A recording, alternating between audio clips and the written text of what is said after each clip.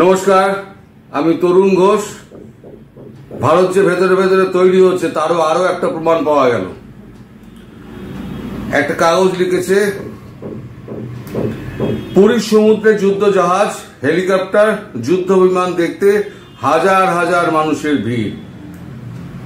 পুরীর সমুদ্র সৈকতে গেলেই দেখা যাচ্ছে যুদ্ধ জাহাজ, হেলিকপ্টার, যুদ্ধ বিমান। সেগুলি দেখার জন্য হাজার হাজার মানুষের ভিড়।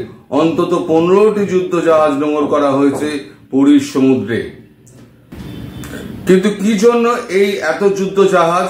কোন বিপদের আসন্ন কারণ? 15টিরও বেশি যুদ্ধ জাহাজ পুরীর উপকূলে নোঙর করা হয়েছে। 10টিরও বেশি হেলিকপ্টার এবং 5টি যুদ্ধ বিমান বর্তমানে অনুশীলন চালাচ্ছে। এই অনুশীলন ইতিমধ্যে হাজার হাজার দর্শককে আকর্ষণ করেছে। দেশের সামুদ্রিক সীমানা রক্ষায় ভারতীয় নৌসেনার কৃতিত্বকে সম্মান জানাতে প্রতি বছর নৌবাহিনী দিবস পালিত হয়।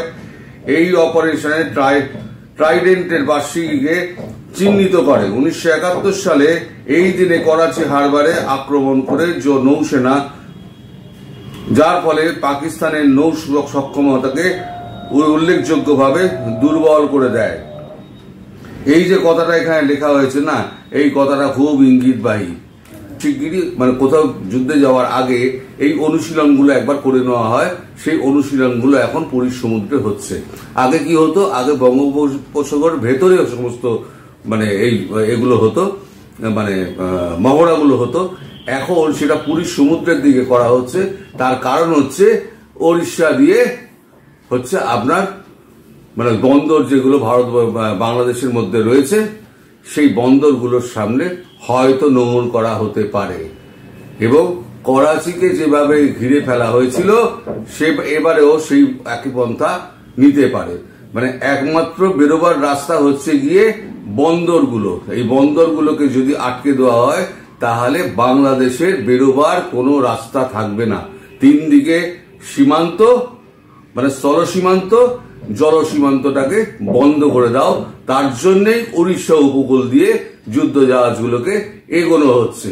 রণতরীর মধ্যে সমস্ত যুদ্ধ বিমান থাকে।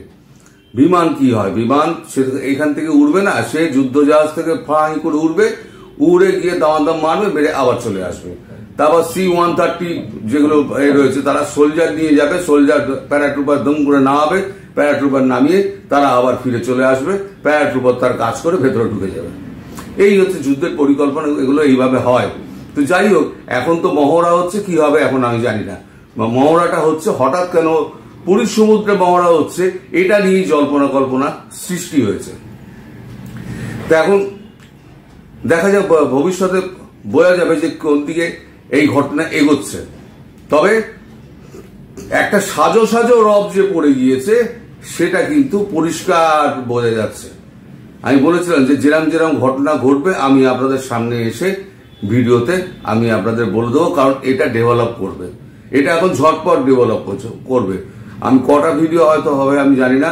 হয়তো এটা আমি 2টোর সময় এখন ছাড়ছি, তারপরে হয়তো 5টায় তো একটা ছাড়বো। তারপর ডেভেলপ করলে 9টাতেও একটা ভিডিও আমি ছাড়তে পারি। এখন এইগুলো দিকে একটু নজর রাখবেন। আমার কিন্তু টাইমের কোনো হিসেব থাকবে না। যখন যেরকম পারবো তখন সেরকম অনুযায়ী আপনারা দেখে নেবেন, এই বিশ্বাসটুকু আমার আছে।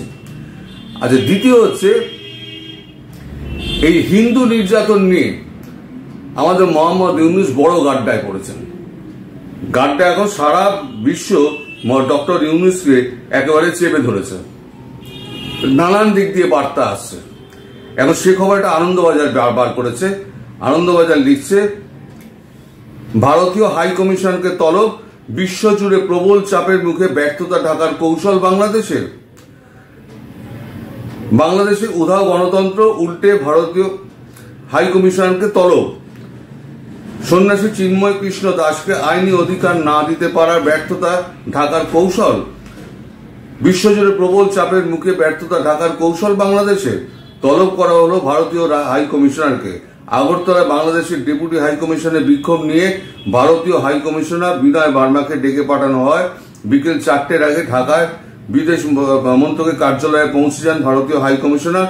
কার্যকরী বিদেশ সচিব M রিয়াজ হামিদুল্লাহ অফিসে তাকে ডেকে পাঠানো হয়।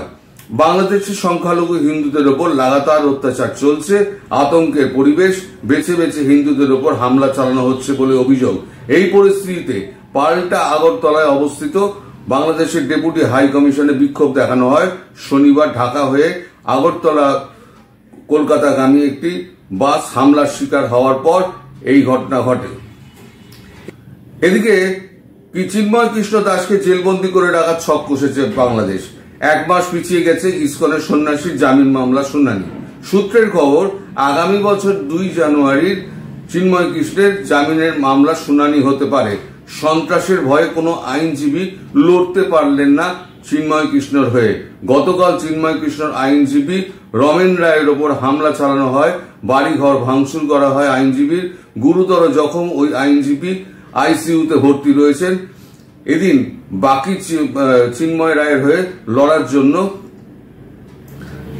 বাকি 50 জন আইনজীবীর কেউই হাজির ছিলেন না চট্টগ্রাম আদালতে। সূত্রের খবর, আতঙ্কে ভুগছেন, আত্মগোপন করেছেন চিন্ময় কৃষ্ণের আইনজীবীরা। রাষ্ট্রদ্রোহিতার মামলায় গ্রেপ্তারির পর সন্ন্যাসীর জামিন আটকাতে মরিয়া বাংলাদেশ সরকার। এর আগে চিন্ময় কৃষ্ণের আইনজীবীদের বিরুদ্ধে বিস্ফোরক আইন সহ একাধিক ধারায় মামলা রুজু করেছে বাংলাদেশ পুলিশ। এই যে ভদ্রলোককে যে যিনি মেইনলি এই মামলাটা লড়ছিলেন, তাকে যেভাবে ছুরিকাঘাত করে তাকে আইসিইউতে পাঠানো হয়েছে, তিনি এখন মরণাপন্ন। তার পরিবারের কাছে কিন্তু টাকা নেই, চিকিৎসা করানোর মতো টাকা নেই।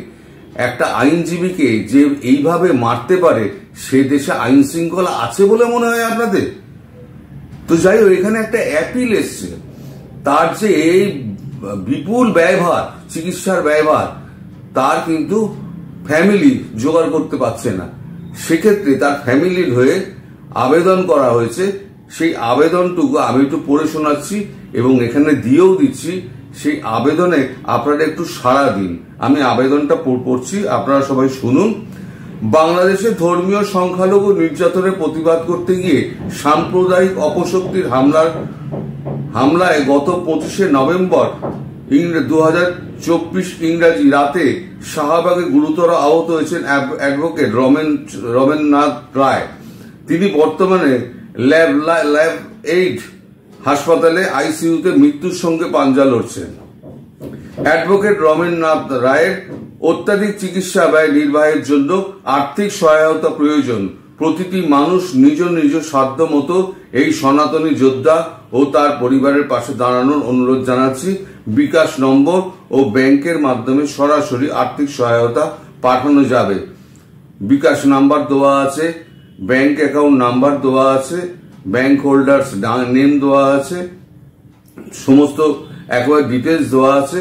আপনারা এখানে একটু পজ করে নিয়ে আপনারা এই বিকাশ নাম্বার দেখে আপনারা যদি একটু তাকে তার পরিবারকে আর্থিক সহায়তা করতে পারেন, তাহলে ভদ্রলোক হয়তো প্রাণে বেঁচে যেতে পারেন।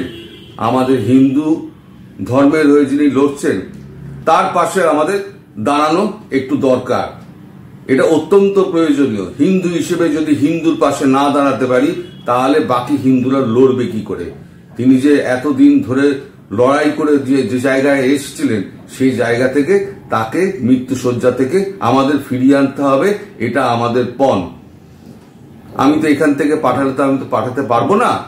ফলে আপনারা দেশের লোক, দেশের হিন্দু যারা আছেন, তার পাশে দাঁড়ান, তার পরিবারের পাশে দাঁড়ান, তাকে মৃত্যুশয্যা থেকে ফিরিয়ে আনুন। এটাই আমার নিবেদন। পরবর্তী ক্ষেত্রে এখন কি ডেভেলপমেন্ট হয়, এই খবর আরো ডেভেলপ করবে।